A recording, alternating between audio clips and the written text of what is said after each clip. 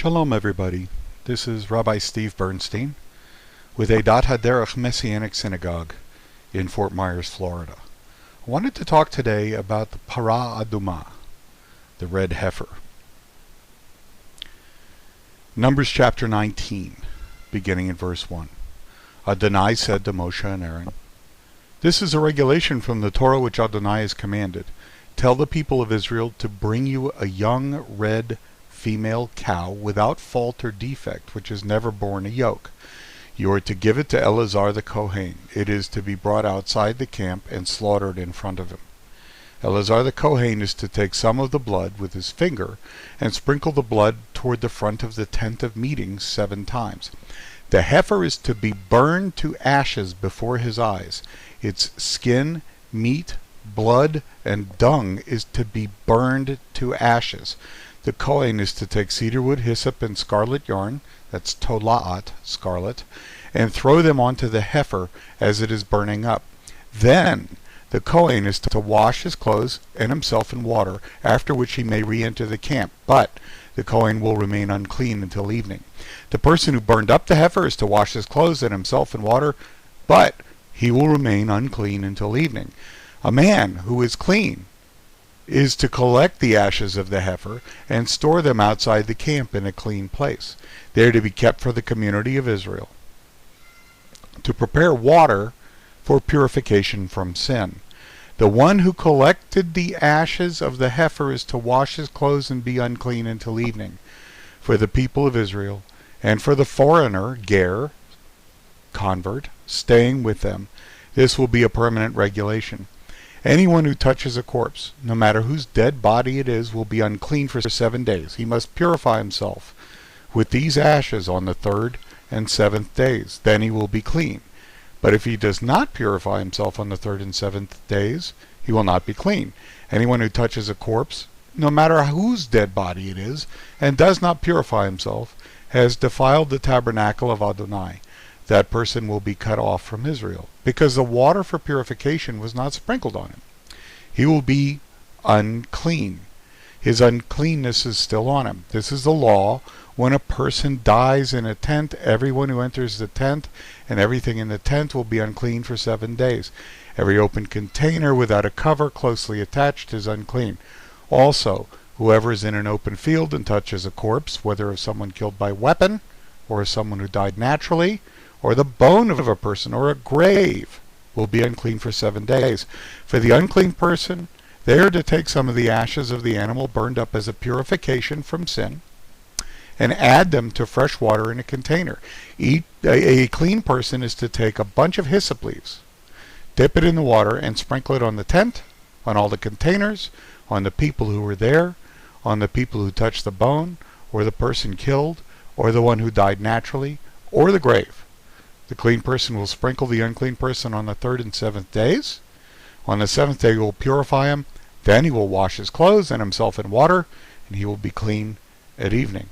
The person who remains unclean and does not purify himself will be cut off from the community because he has defiled the sanctuary of Adonai. The water for purification has not been sprinkled on him. He is unclean. This is to be a permanent regulation for them. The person who sprinkles the water for purification is to wash his clothes. Whoever touches the water for purification will be unclean until evening. Anything the unclean person touches will be unclean, and anyone who touches him will be unclean until evening.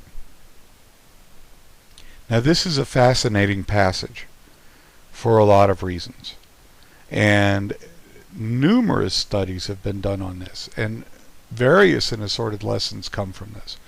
The one thing, of course, that we don't really know, we can just speculate about, which comes down, the sages agree, we don't know why a red heifer. And anybody that has any ideas, kol hakavod, good for you, but at the end of the day, we're speculating. There is nothing that we can find in Scripture to give us an indication of this. Still, there are numerous lessons. What I want to concentrate on today is simply the fact that we have the red heifer, which is burned we've got fire, and then it's added to water. And the sprinkling of this, the sprinkling makes people and things tahor. Translated here, ritually clean. Better translation is ritually decontaminated. If you touch a corpse, or the tent, or we just read all of the rules, you are tameh. You are ritually contaminated, and you have to go through this ritual to become decontaminated. Ritual involves the sprinkling of the waters of the red heifer and time. On the third day, on the seventh day for a corpse, until sunset, everybody that is involved in the making of the waters of the red heifer becomes tameh, becomes contaminated, ritually unclean. But that's a different teaching. What we are really looking at today is the fact that it's the fire and the water together. Why is this? We've got ash and we've got water. It can get very dilute. That's not the point. It's ash and water, fire and water. Well, we get an idea here from Mishnah Chagiga, from the Babylonian Talmud, chapter 12a. And it says, what does heaven, Shamayim, mean? Rav Yosef ben Chanina said, it means there is water. In Hebrew, Sham Mayim. There is water. In a Baraita it's taught that it means fire and water. Esh Mayim. This teaches that the Holy One, blessed be He, brought them and mixed them, one with the other, and made from them the rakia, the firmament. Now the firmament, the rakia, is a very important concept for us. The rakia separates. The rakia separates. Let's look at Genesis 1. Starting in verse 1. In the beginning God created the heavens and the earth was unformed and void. Darkness was on the face of the deep, and the Spirit of God hovered over the surface of the water. Then God said, let there be light, and there was light.